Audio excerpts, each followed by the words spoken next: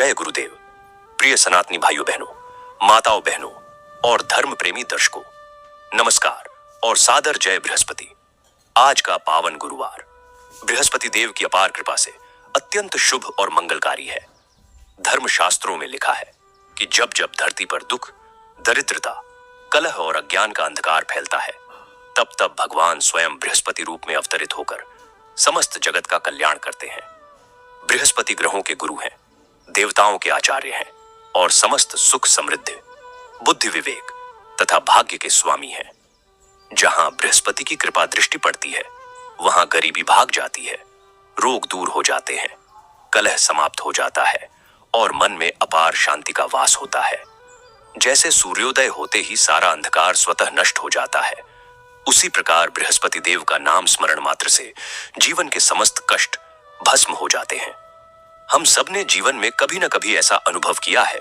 मेहनत करते हैं पर फल नहीं मिलता, धन आता है पर रुकता नहीं, परिवार है पर सुख शांति नहीं, सब कुछ है फिर भी मन खाली खाली सा लगता है। यह इसलिए क्योंकि हमारा भाग्य का द्वार तो खुला है, पर उसकी चाबी अभी हमारे पास नहीं है।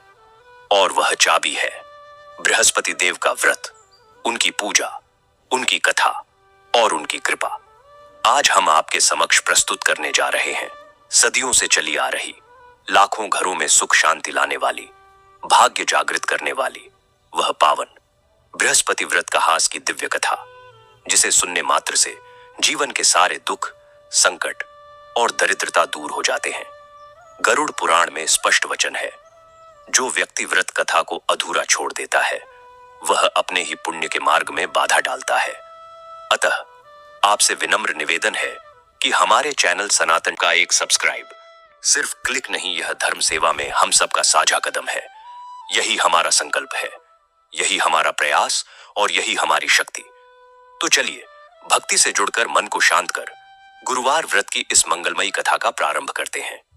इस कथा को आरंभ से अंत तक श्रद्धा और एकाग्र मन से अवश्य सुने, क्योंकि हो सकता है आज का कोई एक शब्द, कोई एक प्रसंग आपके बंद भाग्य के ताले खोल दे और आपके जीवन में सुख, समृद्धि, संतान, वैभव और शांति का सूरज उगाए। तो आइए दोनों हाथ जोड़कर मन को एकाग्र करके श्रद्धा भाव से बोलिए, जय बृहस्पति देव, जय गुरुदेव। और अब आरंभ करते हैं यह परम पावन बृहस्पति व्रत कथा। बोलो बृहस्पति महाराज की जय। भारतवर्ष में एक प्रतापी और दानी राजा विक्रमादित्य राज्य करता था। वह नित्य गरीबों और ब्राह्मणों की सहायता करता था, लेकिन यह बात उसकी रानी मालिनी को अच्छी नहीं लगती थी। वह ना ही गरीबों को दान देती, ना ही भगवान का पूजन करती थी और राजा विक्रमादित्य को भी दान देने से मना किया करती थी।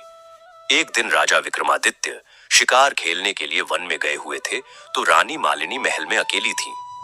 उसी समय बृहस्पति देव साधु वेश में राजा विक्रमादित्य के महल में भिक्षा मांगने के लिए गए और रानी मालिनी से भिक्षा मांगी। तब रानी मालिनी ने भिक्षा देने से इनकार किया और कहा, हे साधु महाराज, मैं तो दान पुण्य से तंग आ चुकी हूं। मेरा पति सारा धन लुटाते रहते हैं। मेरी इच्छा है कि हमारा सारा धन नष्ट हो जाए, फिर ना रहेगा बांस और ना बजेगी बांसुरी। साधु महाराज ने कहा, हे देवी, तुम तो बड़ी ही विचित्र हो। धन संतान तो सभी चाहते हैं, पुत्र और लक्ष्मी तो पापी के घर में भी होनी चाहिए। यदि तुम्हारे पास अधिक धन है तो भूखों को भोजन दो, प्यासों के लिए प्याऊ बनवाओ, मुसाफिरों के लिए धर्मशालाएं खुलवाओ। जो गरीब लोग अपनी कुंवारी कन्याओं का विवाह नहीं कर सकते, उनका विवाह करा दो। ऐसे और कई काम है जिनके करने से तुम्हारा यश लोक परलोक में फैलेगा। लेकिन हे प्रिय भक्तों, रानी मालिनी पर उपदेश का कोई प्रभाव नहीं पड़ा। रानी मालिनी साधु महाराज से बोली, हे महाराज, आप मुझे कुछ न समझाएं। मैं ऐसा धन नहीं चाहती जो हर जगह बांटती फिरूं।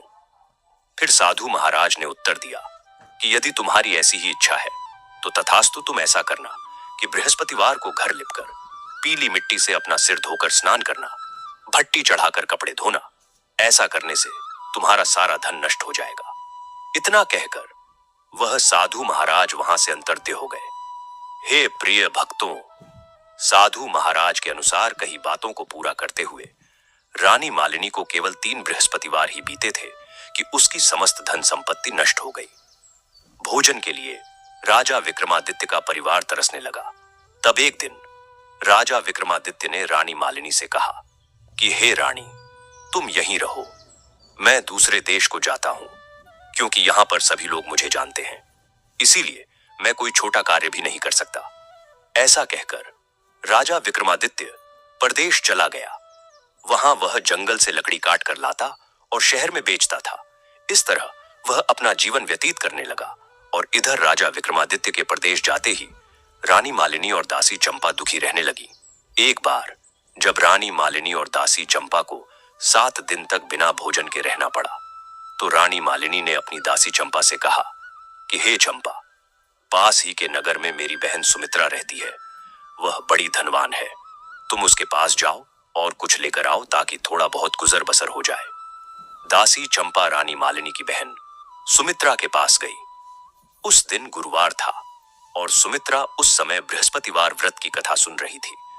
दासी चंपा ने सुमित्रा को अपनी रानी मालिनी का संदेश दिया, लेकिन सुमित्रा ने कोई उत्तर नहीं दिया। जब दासी चंपा को सुमित्रा से कोई उत्तर नहीं मिला, तो वह बहुत दुखी हुई और उसे बहुत क्रोध भी आया। दासी चंपा ने वापस आकर रानी मालिनी को सारी बात बता दी। सुनकर रानी मालिनी ने अपने भाग्य को कोसा।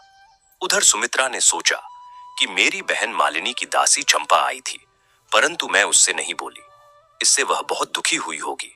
कथा सुनकर और पूजन समाप्त करके वह अपनी बहन मालिनी के घर आई और कहने लगी, हे बहन, मैं बृहस्पतिवार का व्रत कर रही थी, तुम्हारी दासी चंपा मेरे घर आई थी, लेकिन जब तक कथा होती है तब तक ना तो उठते हैं और ना ही बोलते हैं, इसीलिए मैं नहीं बोली। कहो दासी, चंपा क्यों गई थी? रानी मालिनी बोली कि हे बहन, तुमसे क्या छिपाऊं, हमारे घर में खाने तक को अनाज नहीं है। ऐसा कहते कहते रानी मालिनी की आंखें भर आईं। उसने दासी चंपा समेत पिछले 7 दिनों से भूखे रहने की बात अपनी बहन सुमित्रा को विस्तार पूर्वक सुना दी। सुमित्रा बोली कि देखो बहन, भगवान बृहस्पति देव सबकी मनोकामना को पूर्ण करते हैं।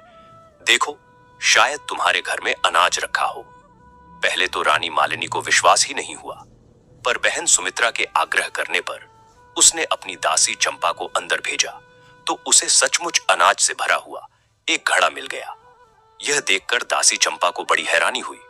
दासी चंपा रानी मालिनी से कहने लगी, हे रानी, जब हमको भोजन नहीं मिलता तो हम व्रत ही तो करते हैं, इसीलिए क्यों ना इनसे व्रत और कथा की विधि पूछ ली जाए ताकि हम भी व्रत कर सकें। तब रानी मालिनी ने अपनी बहन सुमित्रा से बृहस्पतिवार व्रत के बारे में पूछा।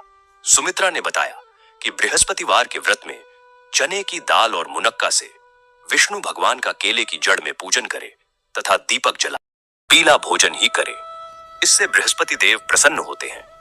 व्रत और पूजन विधि बताकर सुमित्रा अपने घर को लौट गई। 7 दिन के बाद जब गुरुवार आया तो रानी मालिनी और दासी चंपा ने व्रत रखा। घुड़साल में जाकर चना और गुड़ लेकर आई, फिर उससे केले की जड़ तथा विष्णु भगवान का पूजन किया, कथा की और आरती की। अब पीला भोजन कहां से आए, इस बात को लेकर दोनों बहुत दुखी थीं, क्योंकि उन्होंने व्रत रखा था, इसीलिए बृहस्पति देव उनसे प्रसन्न थे। इसीलिए वे एक साधारण व्यक्ति का रूप धारण करके 2 थालों में सुंदर पीला भोजन दासी चंपा को दे गए। भोजन पाकर दासी चंपा प्रसन्न हुई और फिर रानी मालिनी के साथ मिलकर भोजन ग्रहण किया। उसके बाद वे सभी गुरुवार को व्रत और पूजन करने लगी। बृहस्पति देव भगवान की कृपा से उनके पास फिर से धन संपत्ति आ गई, परंतु रानी मालिनी फिर से पहले की तरह आलस्य करने लगी। यह देखकर दासी चंपा बोली कि देखो रानी, तुम पहले भी इस प्रकार आलस्य करती थी, तुम्हें धन रखने में कष्ट होता था, इस कारण सभी धन नष्ट हो गया था, और अब जब भगवान बृहस्पति देव की कृपा से धन मिला है तो तुम्हें फिर से आलस्य होता है। रानी मालिनी को समझाते हुए दासी चंपा कहती है कि बड़ी मुसीबतों के बाद हमने यह धन पाया है, इसीलिए हमें दान पुण्य करना चाहिए, भूखे मनुष्यों को भोजन कराना चाहिए और धन को शुभ कार्यों में खर्च करना चाहिए, जिससे तुम्हारे कुल का यश बढ़ेगा और स्वर्ग की प्राप्ति होगी और पितृ प्रसन्न होंगे। हे प्रिय भक्तों, दासी चंपा की बात मानकर रानी मालिनी अपना धन शुभ कार्यों में खर्च करने लगी, जिससे पूरे नगर में उसका यश फैलने लगा। एक दिन रानी मालिनी और दासी चंपा आपस में विचार करने लगी कि ना जाने राजा विक्रमादित्य किस दशा में होंगे, उनकी कोई खोज खबर भी नहीं है। उन्होंने श्रद्धापूर्वक बृहस्पति भगवान से प्रार्थना की कि राजा विक्रमादित्य जहां कहीं भी हो शीघ्र वापस आ जाए। उधर राजा विक्रमादित्य परदेश में बहुत दुखी रहने लगा। वह प्रतिदिन जंगल से लकड़ियां काट कर लाता और उसे शहर में बेचकर अपने दुखी जीवन को बड़ी कठिनता से व्यतीत कर रहा था। एक दिन दुखी होकर अपनी पुरानी बातों को याद करके वह राजा विक्रमादित्य रोने लगा और उदास हो गया। उसी समय राजा विक्रमादित्य के पास बृहस्पति देव साधु के वेश में आकर बोले, हे लकड़हारे, तुम इस सुनसान जंगल में किस चिंता में बैठे हो, मुझे बताओ। यह सुनकर राजा विक्रमादित्य की आंखों में आंसू आ गए। राजा विक्रमादित्य ने हाथ जोड़कर साधु महाराज को प्रणाम किया और संपूर्ण कहानी सुना दी। महात्मा तो दयालु होते हैं। उन्होंने राजा विक्रमादित्य से कहा कि हे राजन, तुम्हारी पत्नी मालिनी ने बृहस्पतिवार के दिन बृहस्पति भगवान का निरादर किया है, जिसके कारण रुष्ट होकर उन्होंने तुम्हारी यह दशा की थी। अब तुम चिंता को दूर करके मेरे कहने पर चलो तो तुम्हारे सभी कष्ट दूर हो जाएंगे और भगवान तुम्हें पहले से भी अधिक संपत्ति देंगे। देखो, अब तुम्हारी पत्नी मालिनी ने बृहस्पतिवार का व्रत शुरू कर दिया है। अब तुम भी बृहस्पतिवार का व्रत शुरू करके चने की दाल और गुड़ जल के लोटे में डालकर केले का पूजन करो। फिर कथा कहो या सुनो, भगवान तुम्हारी सभी मनोकामनाओं को पूर्ण करेंगे। साधु के ऐसे वचन सुनकर राजा विक्रमादित्य बोले, हे प्रभु, मुझे लकड़ी बेचकर इतना पैसा नहीं मिलता जिससे भोजन के उपरांत कुछ बचा सकूं, और रात को मैंने अपनी रानी मालिनी को व्याकुल देखा है। मेरे पास कोई साधन भी नहीं है जिससे मैं उसकी खबर मंगा सकूं। फिर मैं कौन सी कहानी कहूं, यह भी मुझे नहीं मालूम। साधु महाराज बोले, हे राजन, मन में बृहस्पति भगवान के पूजन व्रत का निश्चय करो। वे स्वयं ही तुम्हारे लिए कोई ना कोई राह बना देंगे। बृहस्पतिवार के दिन तुम रोजाना की तरह लकड़ियां लेकर शहर को जाओ। जो बृहस्पतिवार की कहानी के बारे में मुझसे पूछा है वह इस प्रकार है, सुनो। साधु वेश में भगवान बृहस्पति देव उसे कहानी सुनाते हुए बोले कि प्राचीन काल में एक ब्राह्मण रहता था। वह बहुत निर्धन था, उसके कोई संतान नहीं थी। उसकी पत्नी बहुत मलिनता के साथ रहती थी। वह स्नान नहीं करती थी, किसी देवता का पूजन नहीं करती थी। इससे ब्राह्मण देवता बड़े दुखी थे। बेचारे बहुत कुछ कहते थे, किंतु उसका कुछ परिणाम नहीं निकला। भगवान की कृपा से ब्राह्मण की पत्नी के कन्या रूपी रत्न पैदा हुआ। कन्या बड़ी होने पर प्रातः स्नान करके विष्णु भगवान का जाप व बृहस्पतिवार का व्रत करने लगी। अपने पूजन पाठ को समाप्त करके विद्यालय जाती तो अपनी मुट्ठी में जौ भर कर ले जाती और पाठशाला के रास्ते में डालती जाती। तब यह जौ स्वर्ण के हो जाते। लौटते समय उनको बीन कर घर ले आती थी। एक दिन वह बालिका सूप में उस सोने के जौ को पटक कर साफ कर रही थी कि उसके पिता ने देख लिया और उससे कहा कि बेटी, सोने के जौ के लिए सोने का सूप होना चाहिए। दूसरे दिन बृहस्पतिवार था। इस कन्या ने व्रत रखा और बृहस्पति देव से प्रार्थना करके कहा कि मैंने आपकी पूजा सच्चे मन से की हो तो मेरे लिए सोने का सूप दे दो। बृहस्पति देव ने उसकी प्रार्थना स्वीकार कर ली। रोजाना की तरह वह कन्या जौ फैलाती हुई जाने लगी। जब लौटकर जौ बीन रही थी तो बृहस्पति देव की कृपा से सोने का सूप मिला। उसे वह घर ले आई और उसमें जौ साफ करने लगी, परंतु उसकी मां का वही ढंग रहा। एक दिन की बात है, वह कन्या सोने के सूप में जौ साफ कर रही थी। उस समय उस शहर का राजपुत्र वहां से होकर निकला।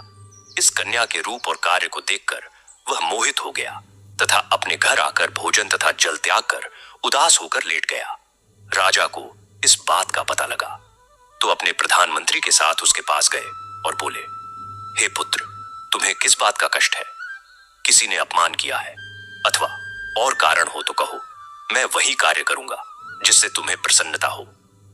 अपने पिता की राजकुमार ने बातें सुनी तो वह बोला कि मुझे आपकी कृपा से किसी बात का दुख नहीं है। किसी ने मेरा अपमान भी नहीं किया है, परंतु मैं उस लड़की से विवाह करना चाहता हूं जो सोने के सूप में जौ साफ कर रही थी। यह सुनकर राजा आश्चर्य में पड़ गया और बोला, हे पुत्र, इस तरह की कन्या का पता तुम ही लगाओ, मैं उसके साथ तेरा विवाह अवश्य ही करवा दूंगा। राजकुमार ने उस लड़की के घर का पता बताया। तब मंत्री उस लड़की के घर गए और ब्राह्मण देवता को सभी हाल बतलाया। ब्राह्मण देवता राजकुमार के साथ अपनी कन्या का विवाह करने के लिए तैयार हो गए तथा विधि विधान के अनुसार ब्राह्मण की कन्या का विवाह राजकुमार के साथ हो गया। कन्या के घर से जाते ही पहले की भांति उस ब्राह्मण देवता के घर में गरीबी का निवास हो गया। अब भोजन के लिए भी अन्न बड़ी मुश्किल से मिलता था। एक दिन दुखी होकर ब्राह्मण देवता अपनी पुत्री के पास गए। बेटी ने पिता की दुखी अवस्था को देखा और अपनी मां का हाल पूछा। तब ब्राह्मण ने सभी हाल कहा। कन्या ने बहुत सा धन देकर अपने पिता को विदा कर दिया। इस तरह ब्राह्मण का कुछ समय सुखपूर्वक व्यतीत हुआ। कुछ दिनों के बाद फिर से वही हाल हो गया। ब्राह्मण फिर अपनी कन्या सुनैना के यहां गया और सारा हाल कहा। तो सुनैना बोली, हे पिताजी, आप माताजी को यहां लाओ, मैं उन्हें विधि बता दूंगी जिससे गरीबी दूर हो जाए। वह ब्राह्मण देवता अपनी पत्नी कमला को साथ लेकर पहुंचे तो अपनी मां कमला को वह समझाने लगी कि हे मां, आप प्रातःकाल प्रथम स्नान आदि करके विष्णु भगवान का पूजन करो तो सब दरिद्रता दूर हो जाएगी। परंतु कमला ने एक भी बात नहीं मानी और प्रातःकाल उठकर अपनी पुत्री सुनैना के बच्चों की जूठन को खा लिया। इससे सुनैना को भी बहुत गुस्सा आया और एक रात को कोठरी से सभी सामान निकाल दिया और अपनी मां कमला को उसमें बंद कर दिया। प्रातःकाल उसे निकाला तथा स्नान आदि कराकर पाठ करवाया तो कमला की बुद्धि ठीक हो गई और फिर प्रत्येक बृहस्पतिवार को व्रत रखने लगी।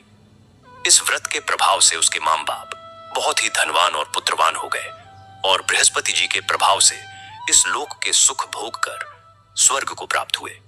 कथा कहकर साधु बने बृहस्पति देव वहां से अंतर्ध्य हो गए। धीरे धीरे समय व्यतीत होने पर फिर वही बृहस्पतिवार का दिन आया। लकड़हारा विक्रमादित्य जंगल से लकड़ी काटकर किसी शहर में बेचने गया। उसे उस दिन और दिन से अधिक पैसा मिला। राजा विक्रमादित्य ने चना गुड़ आदि लाकर गुरुवार का व्रत किया। उस दिन से उसके सभी दुख दूर हुए। परंतु जब दोबारा गुरुवार का दिन आया तो बृहस्पतिवार का व्रत करना वह भूल गया। इस कारण बृहस्पति भगवान नाराज हो गए। उस दिन उस नगर के राजा धीरसेन ने विशाल यज्ञ का आयोजन किया तथा शहर में यह घोषणा करा दी कि कोई भी मनुष्य अपने घर में भोजन ना बनाए, ना आग जलाए। समस्त जनता मेरे यहां भोजन करने आए। इस आज्ञा को जो नहीं मानेगा उसे फांसी दी जाएगी। इस तरह की घोषणा संपूर्ण नगर में करवा दी गई। राजा धीरसेन की आज्ञा के अनुसार शहर के सभी लोग भोजन करने गए, लेकिन लक्कड़हारा विक्रमादित्य कुछ देर से पहुंचा। इसीलिए राजा धीरसेन उसको अपने साथ घर ले गए और घर ले जाकर भोजन करा रहे थे तो रानी पद्मावती की दृष्टि उस घंटी पर पड़ी जिस पर उसका हार लटका था। वह वहां पर दिखाई नहीं दिया। रानी पद्मावती ने निश्चय किया कि मेरा हार इस मनुष्य ने चुरा लिया है। उसी समय सिपाहियों को बुलाकर उसको कारागार में डलवा दिया गया। जब लक्कड़हारा विक्रमादित्य कारागार में पड़ गया और बहुत दुखी होकर सोचने लगा कि ना जाने कौन से पूर्व जन्म के कर्म से मुझे यह दुख प्राप्त हुआ है, और उसी साधु को याद करने लगा को देखकर कहने लगे, अरे मूर्ख, तूने बृहस्पति देव की कथा नहीं की, इस कारण तुझे दुख प्राप्त हुआ है। अब चिंता मत कर। बृहस्पतिवार के दिन कारागार के दरवाजे पर 4 पैसे पड़े मिलेंगे, उनसे तू बृहस्पति देव की पूजा करना, तेरे सभी कष्ट दूर हो जाएंगे। बृहस्पतिवार के दिन उसे 4 पैसे मिले। लकड़हारे विक्रमादित्य ने कथा कही। उसी रात्रि को बृहस्पति देव ने उस नगर के राजा धीरसेन को स्वप्न में कहा कि हे राजन, तुमने जिस आदमी को जेल में बंद कर दिया है वह निर्दोष है। वह एक राजा है, उसे छोड़ देना। रानी पद्मावती का हार उसी कुंडी पर लटका है। अगर तू ऐसा नहीं करेगा तो मैं तेरे राज्य को नष्ट कर दूंगा। इस तरह रात्रि के स्वप्न को देखकर राजा धीरसेन प्रातःकाल उठा और खूंटी पर हार देखकर लकड़हारे विक्रमादित्य को बुलाकर क्षमा मांगी तथा लकड़हारे विक्रमादित्य को योग्य सुंदर वस्त्र आभूषण देकर विदा कर दिया। बृहस्पति देव की आज्ञा के अनुसार लकड़हारा विक्रमादित्य अपने नगर को चल दिया। राजा विक्रमादित्य जब अपने नगर के निकट पहुंचा तो उसे बड़ा आश्चर्य हुआ। नगर में पहले से भी अधिक बाग, तालाब, कुएं तथा बहुत सी धर्मशालाएं, मंदिर आदि बन गए हैं। राजा विक्रमादित्य ने पूछा, यह किसका बाग और धर्मशाला है? तब नगर के सभी लोग कहने लगे कि यह सब रानी मालिनी और दासी चंपा के हैं। तो राजा विक्रमादित्य को यह सुनकर आश्चर्य हुआ और गुस्सा भी आया कि रानी मालिनी के पास इतना पैसा कहां से आ गया। जब रानी मालिनी ने यह खबर सुनी कि राजा विक्रमादित्य आ रहे हैं, तो उन्होंने दासी चंपा से कहा, हे चंपा, देख राजा विक्रमादित्य हमको कितनी बुरी हालत में छोड़कर गए थे।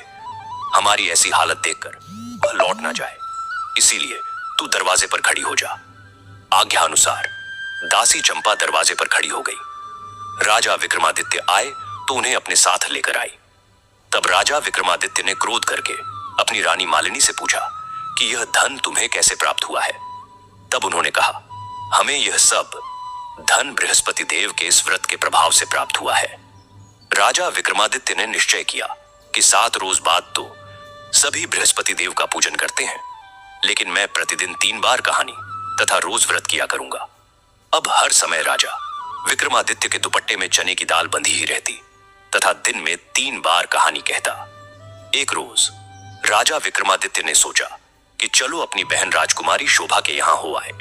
इस तरह निश्चय करके राजा विक्रमादित्य घोड़े पर सवार होकर अपनी बहन राजकुमारी शोभा के यहां को चलने लगा। रास्ते में उसने देखा कि कुछ आदमी एक मुर्दे को लिए जा रहे हैं। उन्हें रोककर राजा विक्रमादित्य कहने लगा, अरे भाइयों, मेरी बृहस्पति देव की कथा सुन लो। वे बोले, लो हमारा तो आदमी मर गया, इसको अपनी कथा की पड़ी है। परंतु कुछ आदमी बोले, अच्छा कहो, हम तुम्हारी कथा भी सुनेंगे। राजा विक्रमादित्य ने दाल निकाली और जब कथा आदि हुई ही थी कि मुर्दा हिलने लगा, और जब कथा समाप्त हो गई तो राम राम करके मनुष्य उठकर खड़ा हो गया। आगे रास्ते में उसे एक किसान रामदास खेत में हल चलाता हुआ मिला। राजा विक्रमादित्य ने उसे देखा और उससे बोले कि अरे भैया, तुम मेरे बृहस्पतिवार की कथा सुन लो। किसान रामदास बोला, जब तक मैं तेरी कथा सुनूंगा तब तक 4 हरिया जोत लूंगा। जा अपनी कथा किसी और को सुनाना। इस तरह राजा विक्रमादित्य आगे चलने लगा। राजा विक्रमादित्य के हटते ही बैल पछाड़ खाकर गिर गए तथा किसान रामदास के पेट में बड़ी जोर का दर्द होने लगा। उस समय उसकी मां लक्ष्मी रोटी लेकर आई। उसने जब यह देखा तो अपने पुत्र रामदास से सब हाल पूछा, पर बेटे ने सभी हाल कह दिया। तो बुढ़िया लक्ष्मी दौड़ी दौड़ी उस घुड़सवार के पास गई और उससे बोली कि मैं तेरी कथा सुनूंगी, तू अपनी कथा मेरे खेत पर चलकर ही कहना।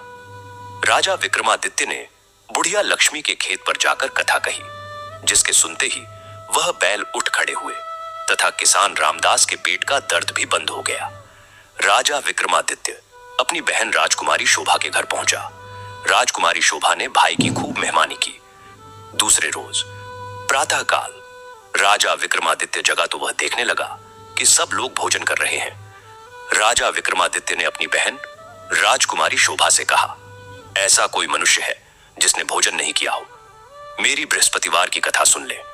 राजकुमारी शोभा बोली, हे भैया, यह देश ऐसा ही है, पहले यहां लोग भोजन करते हैं, बाद में अन्य काम करते हैं। अगर कोई पड़ोस में हो तो देख आती हूं। वह ऐसा कहकर देखने चली गई, परंतु उसे कोई भी ऐसा व्यक्ति नहीं मिला जिसने भोजन नहीं किया हो। इसीलिए वह कुम्हार भोलनाथ के घर गई, जिसका लड़का बीमार था। उसे मालूम हुआ कि उनके यहां 3 रोज से किसी ने भी भोजन नहीं किया है। राजकुमारी शोभा ने अपने भाई की कथा सुनने के लिए कुम्हार भोलनाथ से कहा और वह तैयार हो गया। राजा विक्रमादित्य ने जाकर बृहस्पतिवार की कथा कही, जिसको सुनकर उसका लड़का ठीक हो गया। अब तो राजा विक्रमादित्य की प्रशंसा होने लगी। एक रोज राजा विक्रमादित्य ने अपनी बहन राजकुमारी शोभा से कहा, हे बहन, हम अपने घर को जाएंगे, तुम भी तैयार हो जाओ। राजकुमारी शोभा ने अपनी सास से कहा तो सास ने कहा कि हां चली जा, परंतु अपने लड़कों को मत ले जाना, क्योंकि तेरे भाई के कोई औलाद नहीं है। राजकुमारी शोभा ने अपने भैया से कहा, हे भैया, मैं तो चलूंगी, पर कोई बालक नहीं जाएगा। राजा विक्रमादित्य बोला, जब कोई बालक नहीं चलेगा तब तुम भी क्या करोगी? बड़े दुखी मन से राजा विक्रमादित्य अपने नगर को लौट आया। राजा विक्रमादित्य ने अपनी रानी मालिनी से कहा, हम निर्वंशी हैं, हमारा मुंह देखने का धर्म नहीं है और कुछ भोजन आदि नहीं किया। रानी मालिनी बोली, हे प्रभु बृहस्पति, वह हमें औलाद अवश्य देंगे। हे राजा उठो, सभी सोच त्याग दो, तेरी रानी मालिनी गर्भ से है। राजा विक्रमादित्य को यह बात सुनकर बड़ी खुशी हुई। 9वें महीने में उसकी पत्नी मालिनी के गर्भ से एक सुंदर पुत्र पैदा हुआ। तब राजा विक्रमादित्य बोला, हे रानी स्त्री, बिना भोजन के रह सकती है, पर बिना कहे नहीं रह सकती। जब मेरी बहन राजकुमारी शोभा आई तो मुझसे कुछ मत कहना। रानी मालिनी ने सुनकर हां कर दिया। जब राजा विक्रमादित्य की बहन राजकुमारी शोभा ने यह शुभ समाचार सुना तो वह बहुत खुश हुई तथा बधाई लेकर अपने भाई के यहां आई। तभी रानी मालिनी ने कहा, घोड़ा चढ़कर तो नहीं आई, गधा चढ़ी आई। राजकुमारी शोभा बोली, भाभी इस प्रकार ना कहती तो तुम्हें औलाद कैसे होती। बृहस्पति देव ऐसे ही हैं, जैसी जिसके मन में कामनाएं हैं सभी को पूर्ण करते हैं। जो सद्भावना पूर्वक बृहस्पतिवार का व्रत करता है, कथा पढ़ता या सुनता है, दूसरों को सुनाता है, बृहस्पति देव उनकी सभी मनोकामनाएं पूर्ण करते हैं। बृहस्पति देव उनकी सदैव रक्षा करते हैं। जो संसार में सद्भावना और सच्चे हृदय से बृहस्पति देव का पूजन करते हैं, उनकी सभी मनोकामनाएं उसी प्रकार पूर्ण होती है। जैसे राजा विक्रमादित्य और रानी मालिनी ने बृहस्पति देव की कथा का गुणगान किया, उनकी सभी इच्छाएं बृहस्पति देव ने पूर्ण की। मनुष्य को हृदय से उनका मनन करते हुए जयकारा करना चाहिए। तो प्रेम से बोलिए, बृहस्पति देव की जय।